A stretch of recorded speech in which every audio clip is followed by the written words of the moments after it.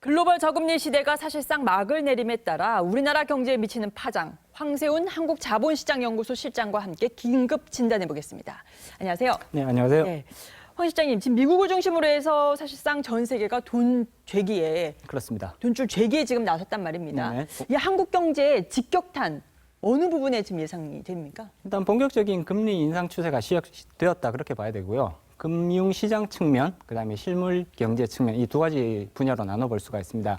금융시장 같은 경우에는 미국 금리가 인상되면 미국의 금융시장이 상대적으로 매력적으로 변한다는 뜻이거든요. 더 많은 이자 수익을 거둘 수 있으니까요. 따라서 자금이 미국 쪽으로 이렇게 유입이 되는, 우리나라에서 자금이 빠져나가서 미국으로 유입되는 네. 그러다 보니까 급격한 자금 유출의 우려, 우리가 IMF 때 겪었던 그런 이제 자금 유출의 우려가 확대되는 그런 부정적인 영향이 있고요.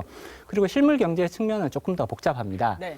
가장 큰 경로가 사실은 이제 수출 쪽에 나오는 경로가 될 텐데 이게 달러화가 강세로 갈 가능성이 높아지게 되면 수출 쪽에는 긍정적인 이제 영향을 미칠 가능성이 커지는 거거든요. 네. 그렇지만 또 반대 측면에서 살펴보면 트럼프가 지금 네. 보호무역주의를 강화하겠다 이렇게 지금 주장을 하고 있기 때문에 이렇게 되면 오히려 수출이 더 위축될 가능성이 있습니다. 네. 달러 강세는 좋은 건데 보호무역 강화는 나쁜 거거든요. 근데 이게 두 개를 종합해 보면 어느 쪽이 더 클 거냐. 네. 보호무역 주의로부터 오는 이 부정적인 영향이 오히려 더 크지 않을까. 따라서 실물 경제 측면에서도 조금 부정적인 영향이 나타날 가능성이 커졌다. 이렇게 판단해 볼 수가 있죠. 수출 기업에도 안 좋다 이런 말씀이신데 네네. 자, 그렇다면 지금 가뜩이나 안 좋은 서민 생활 더 힘들어지는 거 아닙니까?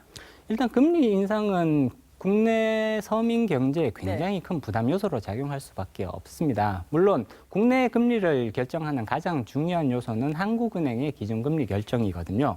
그렇지만 우리 금융시장의 그 개방도 대외 의존도가 예전에 비해서 굉장히 높은 수준으로 올라왔기 때문에 미국의 금리 결정이 우리나라 시장 금리에 직접적으로 영향을 주는 그런 시대가 되어버렸거든요.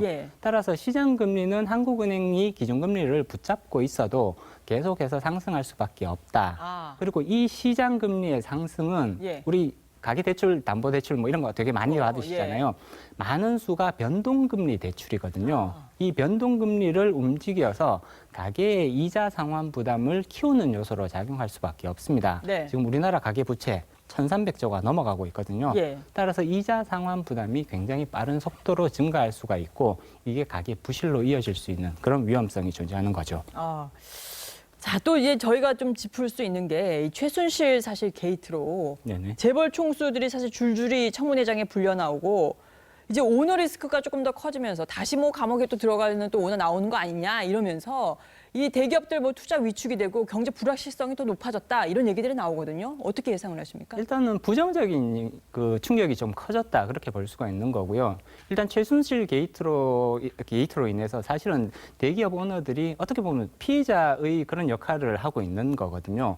투자 의사 결정에 있어서 굉장히 불확실성이 커졌기 때문에 내년도에 투자를 확대해야 될지에 굉장히 주저하게 될 가능성이 커졌습니다. 따라서 투자가 위축될 가능성이 커졌고요. 그럼 일자리가 또 줄어들 거고요. 네네. 그리고 또 한 가지 중요한 측면이 이러한 부정적인 인식, 대기업에 대한 부정적인 인식, 이거는 국내의 인식뿐만이 아니라 해외에서도 마찬가지인 거거든요. 해외로부터 넘어오는 이런 부정적인 인식, 한국 기업들에 대한 투자를 줄이려는 그런 방향성으로 갈 수밖에 없기 때문에 우리 경제, 그리고 우리나라 기업들에게 있어서 상당히 부정적인 의미로 다가올 수밖에 없죠. 이 경제 이제는 뭐 대기업들의 오너 리스크도 좀 말씀을 해주셨는데 사실 경제 컨트롤 타워가 부재하다라는 지적이 계속 있었어요. 지금 유일호 경제부총리로 정리가 되긴 했지만 그래도 앞으로 지금 계속해서 현재까지 탄핵 정국이 이어질 것이고 정국 불안이 이어질 것인데 자, 이게 또 경제에 미치는 영향은 또 어떻게 보세요? 일단 경제 컨트롤 타워가 명확히 확립되어 있지 못하다. 그리고 더 중요한 부분은 내년도 경제 정책 방향이 굉장히 지금 방향성을 잡지 못하고 있다. 이 부분이 큰 문제점입니다.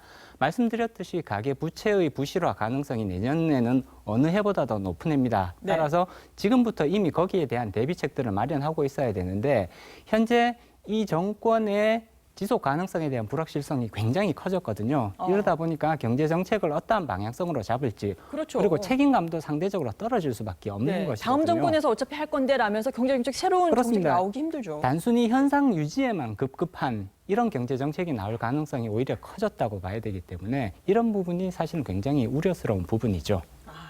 진짜 말씀 그대로 그냥 첩첩산중이군요. 네. 자, 지금까지 황세훈 한국자본시장연구소 실장이었습니다. 감사합니다. 감사합니다.